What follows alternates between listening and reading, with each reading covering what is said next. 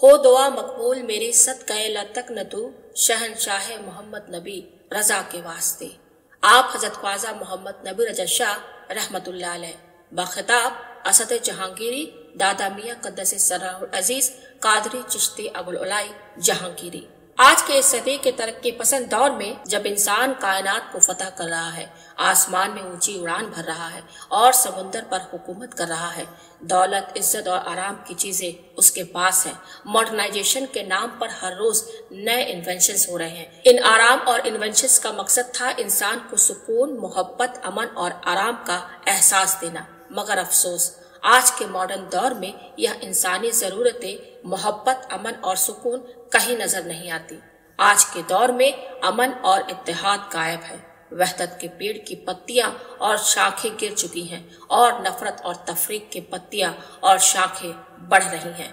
ऐसा लगता है कि दुश्मनी और नफरत घर दर घर फैल रही हैं। इंसानी दिलों के दरमियान फासले बढ़ रहे हैं और इन फासलों को मिटाना नामुमकिन सा लगता है।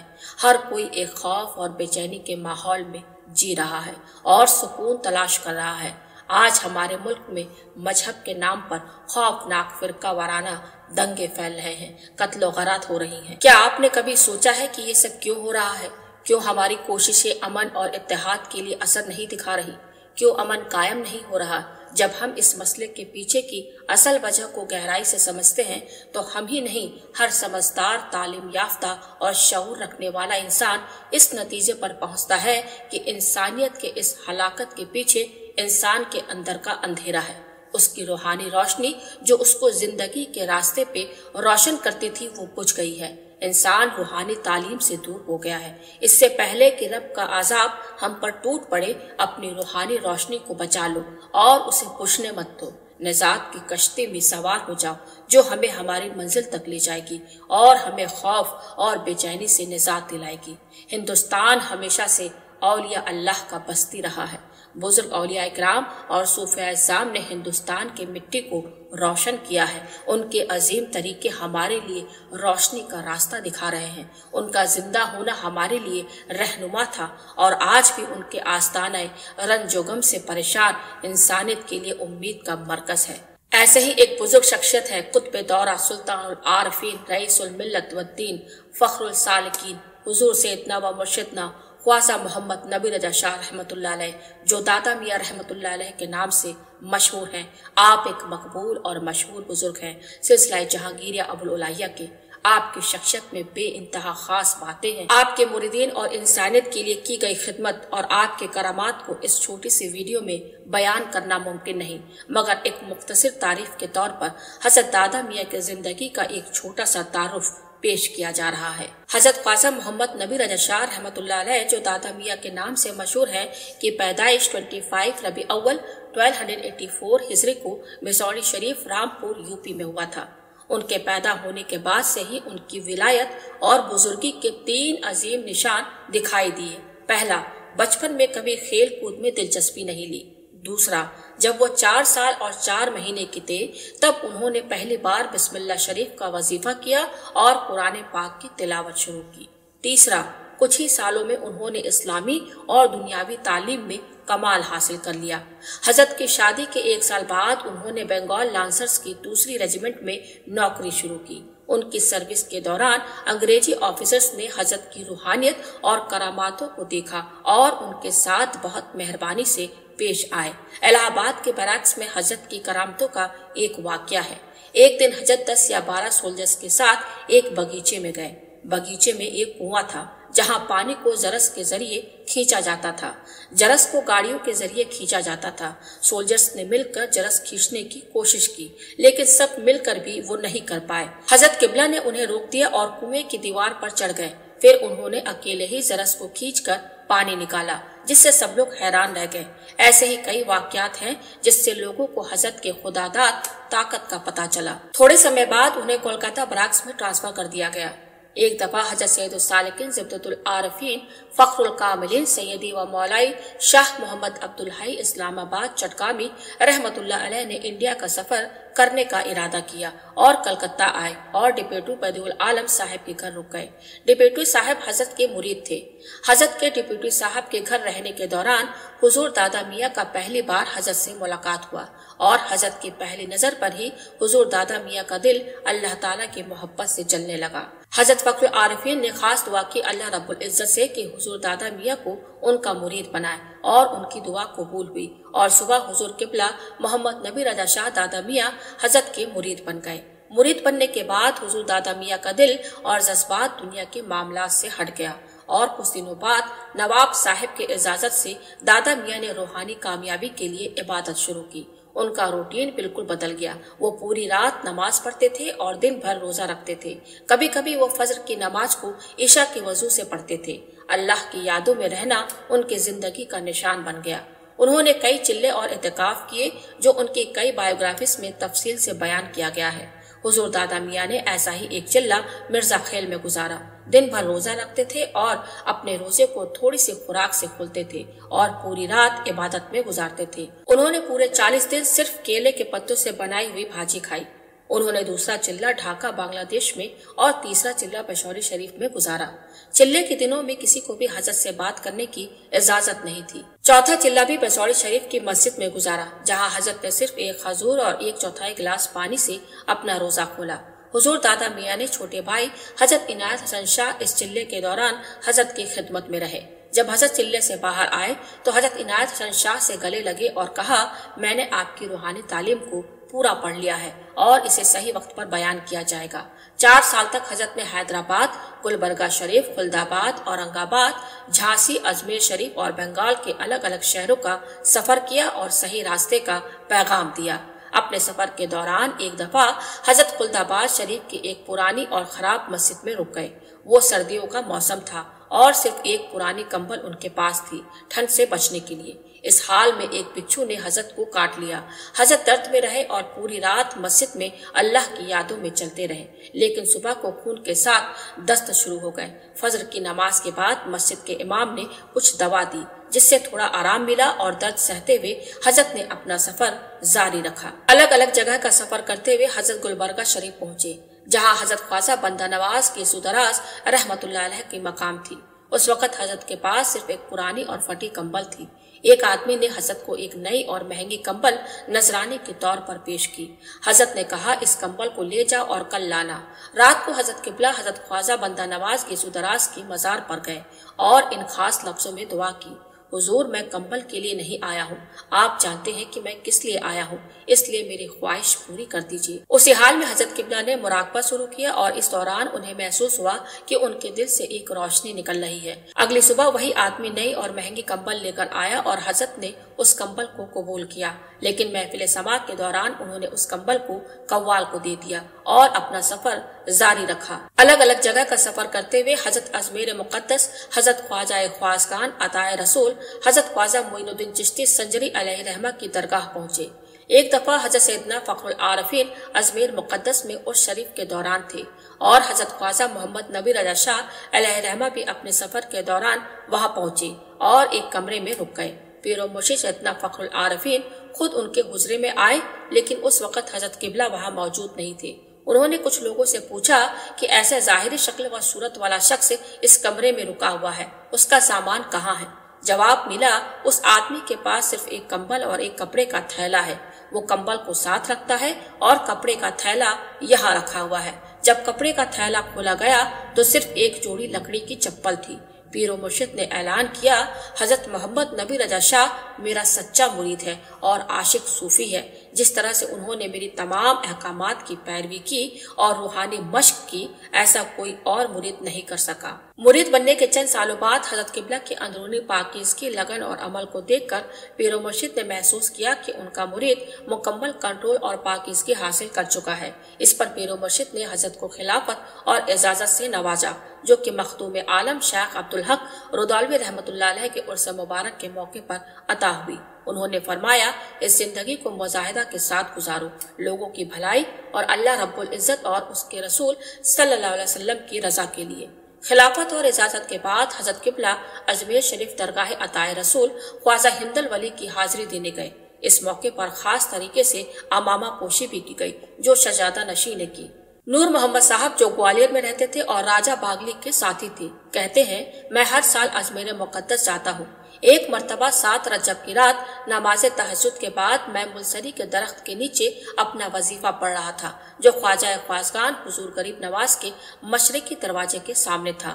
میں پوری طرح سے جاگ رہا تھا کہ اچانک ایک لمبا اور خوبصورت بزرگ مشرقی دروازے سے اندر آئے اور بلند آواز میں سلام کیا۔ میں نے ان کی طرف گھور کر دیکھا، اچانک دروازے کا ایک پلہ تھوڑا کھلا اور ایک نورانی ہاتھ نظر آیا جو ان بزرگ کو ایک چمکدار چیز دے کر غائب ہو گیا اور پھر دروازہ بند ہو گیا۔ وہ بزرگ اجازت لے کر گزرے۔ میں یہ منظر دیکھ کر حیران رہ گیا، فوراً ان کے قدموں کو چوما اور ان کا نام اور پتہ پوچھا۔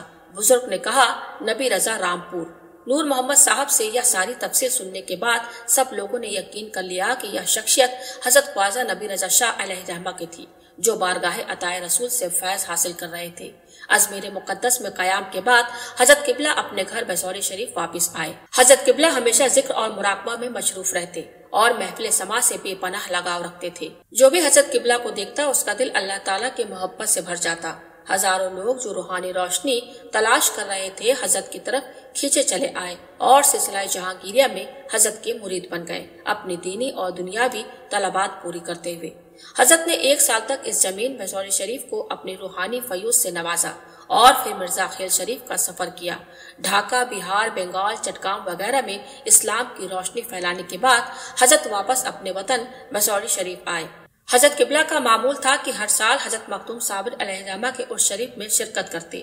روڑکے سے حضرت پیدل چلتے ہوئے کلیر شریف جاتے۔ عرس کے دنوں میں 10 سے 14 ربیع الاول تک حضرت روزہ رکھتے اور شام کو صرف 1 کپ چائے کے ساتھ افطار کرتے۔ عرس کے دنوں میں حضرت مخدوم پاک کے مزار مبارک کے سرہانے پر مراقبہ کرتے اور اپنے اندر کے روحانی دنیا میں غوطہ لگاتے۔ آپ حضرت قبلہ بہت ہی دلکش، خوبصورت اور لمبی قد والے بزرگ تھے۔ حضرت کی آنکھیں سرمے سے سستی تھی جو کمال کی طرح خوبصورت تھی اور ان میں لال نسیں دکھائی دیتی تھی۔ ان کا رنگ بہت سفید تھا، منہ نہ زیادہ بڑا اور نہ چھوٹا، دانتوں کے بیچ میں ہلکا سا فرق تھا، سینہ چوڑا اور مضبوط تھا، ہاتھ اور پاؤں بھی بڑے خوبصورت نظر آتے تھے۔ ان کی داڑھی گھنی تھی اور گول تھی، منہ مبارک کافی لمبے تھے جو کانوں تک آتے تھے۔ ان کی آواز میٹھی اور زوردار تھی۔ حضرت کی ذات میں سادگی تھی، چلنے کا انداز شاہی تھا لیکن زندگی کا طریقہ فقیرانہ تھا۔ تنہائی ہو یا بزم، ان کا انداز ہمیشہ ویسا ہی رہتا تھا۔ حضرت کی شخصیت حسن، پاکیزگی اور بزرگی کی مثال تھی، جو بھی انہیں دیکھتا تھا ان پر فدا ہو جاتا تھا۔ ہر کوئی یہی سمجھتا تھا کہ حضرت ان کے لیے سب سے زیادہ مہربان ہے۔ جب بھی حضرت کسی محفل میں ہوتے تو ان کا نور ہر جگہ چمکتا تھا۔ حضرت ہر شخص کی بات سنتے، اللہ کی مخلوق پر مہربان اور غریبوں کے مددگار تھے۔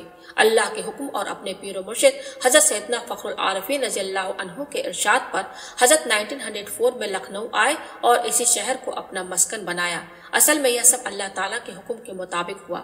اولیاء کرام ہمیشہ اللہ کے حکم کے پابند ہوتے ہیں، اسی وجہ سے حضرت نے 3 شہر کا انتخاب کیا، پہلا لکھنؤ، دوسرا بسوری شریف اور تیسرا نصیر آباد۔ بعد میں اللہ کے حکم سے حضرت قبلہ نے بسوری شریف شاہ عنایت حسن صاحب کو دیا، نصیر آباد شاہ عبد الشکور صاحب کو دیا اور خود لکھنؤ کو اپنے روحانی اثر سے روشن کرنے آئے۔ حضرت نے لکھنؤ میں ایک جگہ اپنے آخری آرام کے لیے چنی اور اپنی زندگی میں یہی خانقاہ شریف کا بھی انتظام کیا۔ آج دنیا دیکھ سکتی ہے کہ جو اولیاء کرام فرماتے ہیں وہ ضرور ہوتا ہے۔ جو جگہ حضرت نے اپنے مزار اقدس کے لیے چنی تھی، آج وہ دکھی انسانیت کے لیے ایک مرکز بن چکی ہے۔ جب حضرت لکھنؤ آئے تو کچھ دنوں کے لیے صدر کے مسجد محمد خان میں رہے۔ بعد میں اسٹیشن ماسٹر بابو عبد العزیز صاحب نے حضرت کو اپنے گھر مہمان بنایا۔ اس کے بعد منشی عبد الغنی صاحب کی درخواست پر حضرت ان کے گھر کئی سالوں تک رہے، لیکن حضرت کی عادت تھی کہ وہ اکثر اس جگہ پر جاتے تھے جہاں آج ان کا مزار اقدس ہے اور وہاں گھنٹوں تک مراقبہ کرتے تھے، جو اس بات کی نشانی تھی کہ حضرت کو وہ جگہ بہت پسند تھی۔ 1 سال بعد حضرت محمد نصیر خان کے گھر میں قیام فرما ہوئے۔ اس دوران بہت سے لوگ حضرت کے مرید بن گئے۔ حضرت قبلہ کا لکھنؤ میں آنا لوگوں کے دلوں میں ایک روحانی انقلاب لے آیا۔ حضرت نے کئی بار فرمایا کہ لکھنؤ میں ان کا قیام حضرت پیران کلیہ شریف حضرت شاہ عبدالحق رودالوی رحمۃ اللہ علیہ اور قطب اودھ حضرت شاہ مینا علیہ رحمہ کے حکم اور مرضی کے مطابق ہے۔ ان بزرگوں کی دعاؤں کی وجہ سے صدر کا وہ علاقہ جہاں پہلے گناہ، شراب نوشی، جوا اور دوسرے حرام چیزیں عام تھی، حضرت کے آنے کے بعد وہاں ایک انقلاب آیا۔ لوگ توبہ کرنے لگے اور سچے اور نیک عمل کرنے والے مسلمان بن گئے۔ دھیرے دھیرے لوگ حضرت کے سلسلے میں داخل ہونے لگے۔ جو بھی حضرت کی صحبت میں ایک پل کے لیے بھی رہتا وہ خوف خدا اور نیک عمل کرنے والا مسلمان بن جاتا۔ کبھی کبھی حاجی محمد وزیر خان صاحب بھی حضرت کی خدمت میں رہتے۔ ایک مرتبہ حاجی محمد وزیر خان کے ساتھ حضرت قبلہ اجمیر شریف گئے۔ عرس کے دوران حضرت نے اپنے سب کپڑے، سامان اور پیسے قوال کو دے دیے اور حتیٰ کہ حاجی صاحب کے پیسے بھی دے دیے۔ عرس کے بعد حضرت قبلہ نے حاجی صاحب سے کہا، چلو ہمیں اجازت مل گئی ہے، اسٹیشن چلتے ہیں۔ حاجی صاحب حیران تھے کہ ہمارے پاس پیسہ نہیں ہے تو ٹکٹ کیسے خریدیں گے۔ حضرت اسٹیشن پہنچے اور مہمان خانے میں اپنا بستر بچھا کر بیٹھ گئے۔ تھوڑی دیر بعد ایک شخص آیا اور پوچھا، حضور آپ کہاں جائیں گے؟ حضرت نے فرمایا، لکھنؤ۔ اس شخص نے 2 انٹر کلاس ٹکٹ لے کر دیا اور چلا گیا۔ جب ٹرین چلی تو وہی شخص پھر سے اسی بوگی میں آیا اور پورے راستے حضرت کی خدمت کی۔ کانپور پہنچتے ہی اس نے حضرت کو 5 روپے دیے اور اتر گیا۔ حضرت نے وہ 5 روپے حاجی صاحب کو دیے اور فرمایا، اپنے بچوں کے لیے کچھ لے لینا۔ حاجی صاحب صرف مسکرا دیے۔ ایک بزرگ جناب مولا شاہ صاحب جو حضرت شاہ عبداللطیف رحمۃ اللہ علیہ کے مرید تھے، لکھنؤ میں رہتے تھے۔ حضرت شاہ صاحب کو حضرت قبلہ سے بہت محبت تھی اور اکثر ان کے خدمت میں رہتے تھے۔ انہوں نے کہا، میں نے کئی بار دیکھا کہ حضرت قبلہ کے جسم کے اعضاء الگ ہو رہے تھے، میں گھبرا گیا۔ بعد میں معلوم ہوا یہ ذکر اسدی کا اثر تھا۔ ایک دفعہ حضرت قطب اعلیٰ مخدوم شاہ عبدالحق رودالوی رحمۃ اللہ علیہ کے عرس کے دوران حضرت اپنے پیر بھائی حافظ مقبول صاحب بنارسی کے ساتھ ایک حجرے میں ٹھہرے تھے۔ ایک رات تہجد کے وقت حافظ صاحب کسی ضرورت کے لیے باہر گئے۔ جب وہ واپس آئے تو انہوں نے دیکھا کہ مصلی پر ایک شیر بیٹھا ہے اور دیے کی روشنی چل رہی ہے۔ یہ دیکھ کر حافظ صاحب گھبرا گئے اور واپس مڑ گئے۔ کچھ دیر بعد حضرت قبلہ نے انہیں بلایا اور کہا، حاجی صاحب ڈرو مت، اندر آؤ، میں یہاں ہوں۔ حافظ صاحب نے یہ واقعہ اپنے پیر و مرشد حضرت فخر العارفین کو سنایا۔ انہوں نے کہا، بے شک محمد نبی رضا ایک شیر ہے، اسد ہے۔ تب سے حضرت کو اسد جہانگیری کا لقب دیا گیا۔ حضرت قبلہ کی ایک مریدہ جو قصبہ شاہی سے تھی، جنات کے قبضے میں تھی اور 20 سال سے شدت تکلیف میں تھی۔ ایک دفعہ حضرت کی موجودگی میں اس عورت نے ہنسنا اور بے ادبی سے بات کرنا شروع کیا۔ حضرت نے فوراً سمجھ لیا کہ اس پر جن کا اثر ہے۔ حضرت نے سخت اور اونچی آواز میں کہا، کیا تم نہیں جانتے کہ یہ میری مریدہ ہے؟ اسے فوراً چھوڑ دو ورنہ تمہیں نہیں بخشا جائے گا۔ وہ جن فوراً چھوڑ کر چلا گیا۔ اس واقعے کے بعد وہ عورت 12 سال تک زندہ رہی لیکن جن کبھی واپس نہیں آیا۔ حضرت ہمیشہ امیر لوگوں سے دور رہتے تھے اور جتنا ہو سکے غریبوں کے یہاں قیام کرتے تھے۔ انہوں نے کبھی اپنے پاس پیسہ نہیں رکھا۔ جو کچھ ہوتا تھا غریبوں کو دے دیتے تھے یا قوال کو دے دیتے تھے۔ حضرت اپنے مریدوں کو ہمیشہ نماز پابندی سے پڑھنے اور گناہوں سے دور رہنے کا حکم دیتے تھے۔ حضرت نے ہمیشہ یہ تعلیم دی کہ حضور نبی کریم صلی اللہ علیہ وسلم کی محبت اور عزت ایمان کی بلندی ہے۔ حضرت محفل میلاد سے بہت جڑے رہتے تھے اور صحابہ کرام اور اہل بیت کی محبت کی اہمیت کو سمجھاتے رہے۔ حضرت قبلہ نے ہمیشہ ان لوگوں سے دور رہنے کی نصیحت کی جن کا عقیدہ غلط ہو اور جو اولیاء اللہ کا انکار کرتے ہوں۔ انہوں نے کہا کہ نامحرم اور چھوٹے لوگوں سے دور رہو، نہیں تو مصیبت میں پڑ سکتے ہو۔ کم بولنے اور کم کھانے کی عادت ڈالو۔ حضرت نے کہا کہ عبادت دکھاوا کے لیے نہ کرو اور اپنی عبادت اور اعمال پر فخر نہ کرو۔ انہوں نے فرمایا، اگر نفس صاف ہے تو زندگی صاف ہوگی۔